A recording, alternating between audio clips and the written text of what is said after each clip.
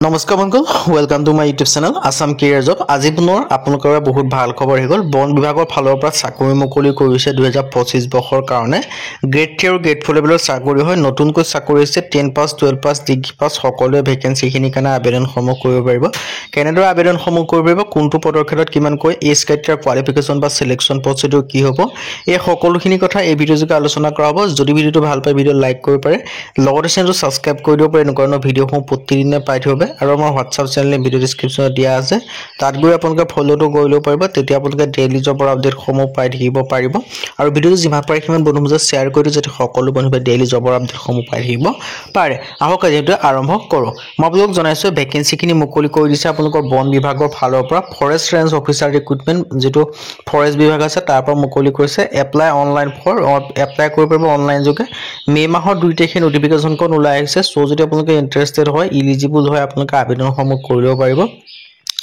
আপোনালোকৰ এটা ভাল খবৰ হৈ গ'ল যদি আপোনালোকে বন বিভাগত চাকৰি কৰিম বুলি ভাবি আছে তেন্তে ভেকেন্সিখিনি কাৰণে আবেদনসমূহ কৰি ল'ব পাৰিব ফৰেষ্ট বিভাগৰ ফালৰ পৰা ভেকেন্সিখিনি মুকলি কৰি দিছে দেখিছে টুডে ইয়াত সকলোখিনি ডিটেইলছ আপোনালোকে লিখা আছে আপোনালোকে ভালদৰে ভিডিঅ' শেষলৈকে চাব তাৰ পিছতে আপোনালোকে আবেদনসমূহ কৰি ল'ব মই আপোনালোকক প্ৰথমে এটা অভাৰভিউ দিছো দেখিব যে ফৰেষ্ট ৰেঞ্জ অফিচাৰ ৰিক্ৰুটমেণ্ট 2025 ৰ কাৰণে আহিছে প্ৰথমে জনাই দিছো ভেকেন্সি দেখিছে বন বিভাগ ভৰ্তি 2025 আহিছে অৰ্গানাইজেশ্যন নেম দেখিছে ফৰেষ্ট ডিপাৰ্টমেণ্ট আছে বিপিএসসি ফালৰ পৰা আপোনালোকৰ ফৰেষ্ট ডিপাৰ্টমেণ্টৰ ফালৰ পৰা ভেকেন্সিখিনি মুকলি কৰি দিছে সো যদি আপোনালোকে ইন্টাৰেষ্টেড হয় আৰু যদি এলিজিবল হয় আবেদনসমূহ কৰি ল'ব পাৰিব আপোনালোকৰ এটা ভাল সুযোগ আহিছে এই সুযোগটো আপোনালোকে নেহেৰুৱাব টোটেল পোষ্টৰ কথা যে ক'বলৈ যাওঁ 24 পোষ্ট আছে এপ্লাই মোডটো যে ক'বলৈ যাওঁ অনলাইন যোগে পাৰিব হু কেন এপ্লাই যে ক'বলৈ যাওঁ all India male female candidate ভেকেন্সিখিনি কাৰণে আবেদনসমূহ কৰিব পাৰিব অল ইণ্ডিয়া মেল হ'লেও পাৰিব ফিমেল হ'লেও আপোনালোকে আবেদনসমূহ কৰিব পাৰিব সো আপোনালোকৰ এটা ভাল খবৰে হয় যদি আপোনালোকে ইন্টাৰেষ্টেড হয় এলিজিবল হয় আপোনালোকে আবেদনসমূহ কৰি ল'ব পাৰিব ইয়াৰ ক্ষেত্ৰত আপোনালোকৰ স্যালাৰি ক্ষেত্ৰত যে ক'ব যাওঁ 35400 ৰ পৰা 1,12,000 টকা 400 পৰ্যন্ত লাভ কৰিব পাৰিব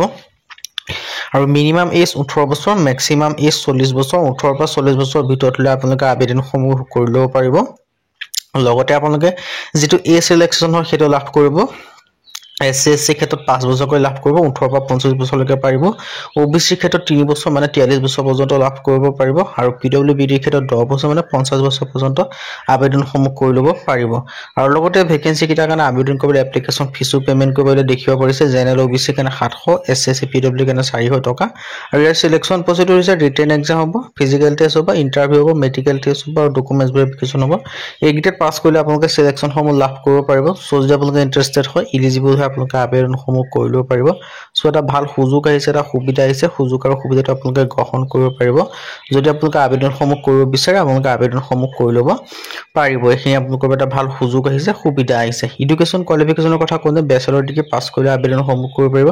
ইম্পৰ্টেন্ট ডকুমেন্টছৰ ক্ষেত্ৰত passport size photograph signature Aadhaar card education certificate caste certificate age proof এনেকুৱা ডকুমেন্টছ খিনি লাগিব আপোনালোকৰ প্ৰয়োজন হ'ব ভেকেন্সি খিনি কাৰণে আবেদন কৰিবলৈ সো আপোনালোকে যে ইন্টাৰেষ্টেড হয় আৰু আবেদনসমূহ কৰিম বুলি ভাবি আছে তেন্তে আপোনালোকে আবেদনসমূহ কৰি ল'ব পাৰিব এই ডিটেইলছ মই আপোনালোকক জনাই দিছো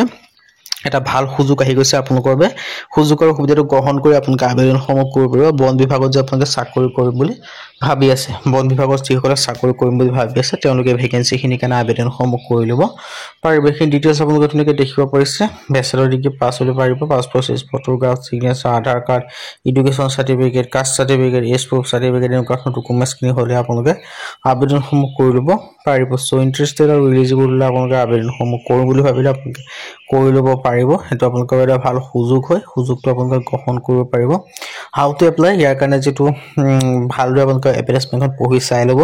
আৰু যেটো পোষ্টৰ কাৰণে এলিজিবল হয় সেই পোষ্টৰ ক্ষেত্ৰত আবেদনসমূহ কৰিব পাৰিব এডভাৰটাইজমেন্টৰ লিংক আৰু এপ্লাই লিংক মই ভিডিও ডেসক্ৰিপচনতে দিয়া থাকিব তাত গৈ আপোনালোকে আবেদনসমূহ কৰি ল'ব পাৰিব এটা ভাল সুযোগ আহিছে এটা সুবিধা আহিছে সুযোগ আৰু সুবিধাটো আপোনালোকে গ্ৰহণ কৰিব পাৰিব আৰু এই ডিটেইলছখিনি মই জনাই দিছো যদি আপোনালোকে ফৰেষ্ট বিভাগত চাকৰি কৰিম বুলি ভাবি আছে তেন্তে ভেকেন্সিখিনি কাৰণে আবেদনসমূহ কৰি ল'ব পাৰিব ইম্পৰ্টেন্ট ডেটৰ ক্ষেত্ৰত 1 মেৰ পৰা আৰম্ভ হৈছে আৰু 1 জুন ইয়াৰ কাৰণে লাষ্ট ডেট তাৰ আগতে আপোনালোকে আবেদনসমূহ কৰি ল'ব লাগিব আজি ভিডিও মানে যদি ভিডিও লাইক কৰিব লগৰ চেনেলটো সাবস্ক্ৰাইব কৰি দিব এনেকুৱা ভিডিওসমূহ প্ৰতিদিনে পাই থাকিব আজি ভিডিওত লগ পাম